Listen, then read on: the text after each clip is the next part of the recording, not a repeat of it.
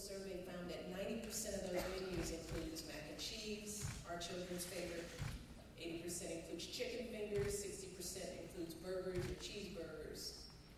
Some options weigh in at over 1,000 calories. And that's close to the recommended amount that a child should have for the entire day. And I think, and I know you all think, that our kids deserve better than that.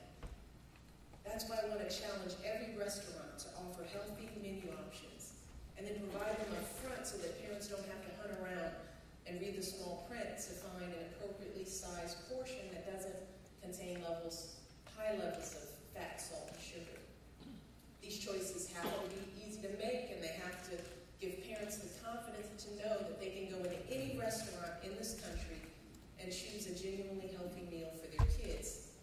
Now again, I know it's easier said than done. It's not easy to come up with choices that are both healthy and palatable for kids.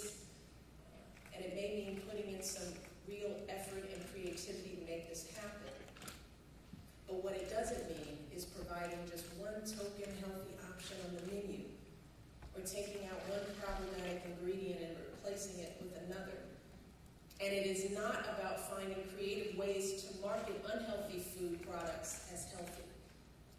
Instead, it's about producing products that actually are healthy, products that can help our children get into the habits that will last them a lifetime. This philosophy also needs to apply to the rest of the food that you offer, because just as we eat out as a family, we also should be able to eat well as a family. And as a mother of two soon-to-be teenagers, I know that many kids, especially tweens and teens, eat off the same menu that their parents do.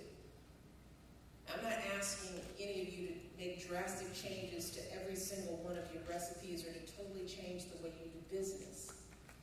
But what I am asking is that you consider reformulating your menu in pragmatic and incremental ways to create healthier versions of the foods that we all love. That could mean substituting wheat pasta for white pasta in your regular recipes, or taking an existing dish and cutting the amount of butter or cream, not enough to sacrifice flavor. We all like flavor, but just enough to make a meaningful difference in the amount of calories and fat.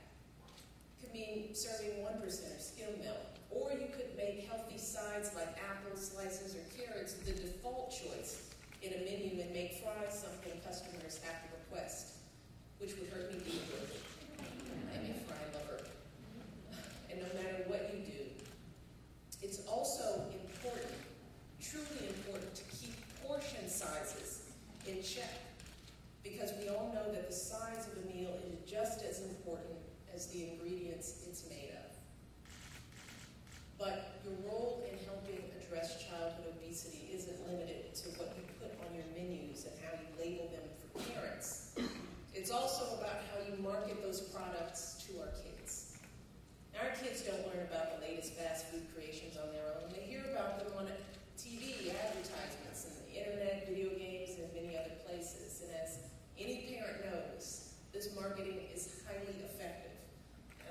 As a mom, I know it is my responsibility and no one else's to raise my kids, but we have to ask ourselves, what does it mean when so many parents are finding their best efforts undermined by an avalanche of advertisements aimed at our kids?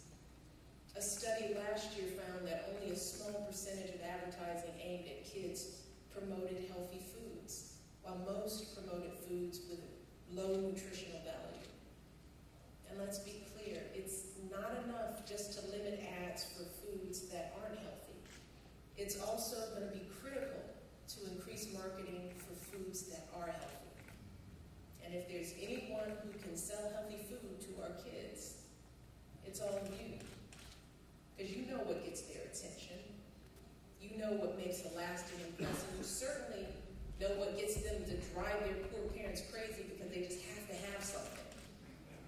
So I'm here today to ask you to use that knowledge and that power to our kids' advantage. I'm asking you to actively promote healthy foods and healthy habits to our kids. Again, I know many of you have said that you would offer and promote healthy options in a heartbeat if they were as popular as the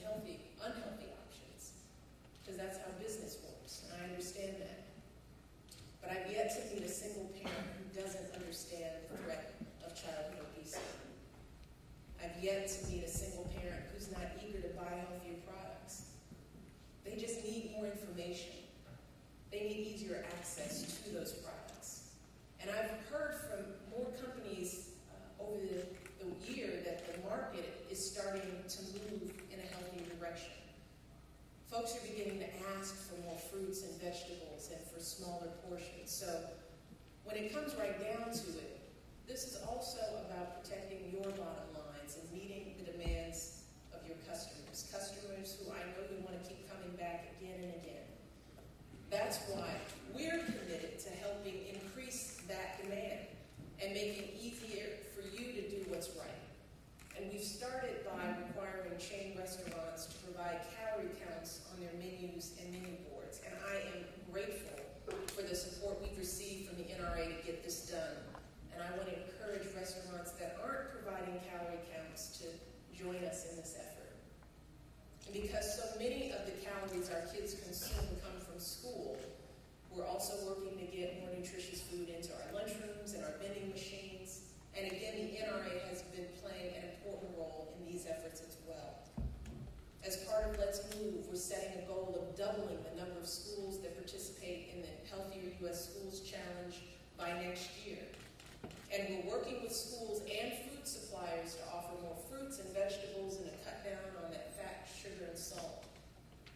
And finally, we're working with mayors and other local officials to make our cities and towns healthier and to highlight restaurants that agree to serve smaller portions and promote more nutritious options. So I hope that all of you will join with us in these efforts. Together, we can help make sure that every family that walks into a restaurant can make an easy, healthy choice. We can make a commitment to promote vegetables and fruits and whole grains on every part of every menu. We can make portion sizes smaller and emphasize quality over quantity. And we can help create a culture, imagine this, where our kids ask for healthy options instead of resisting them. See, after all, that's one of the core ideals this industry was founded on. I recently learned that the term restaurant actually comes from the French word for restore. And when the idea of the restaurant business spread across the ocean, some of the first true restaurants in this country emphasized their ability to make people healthier and to cure what ailed them. So today,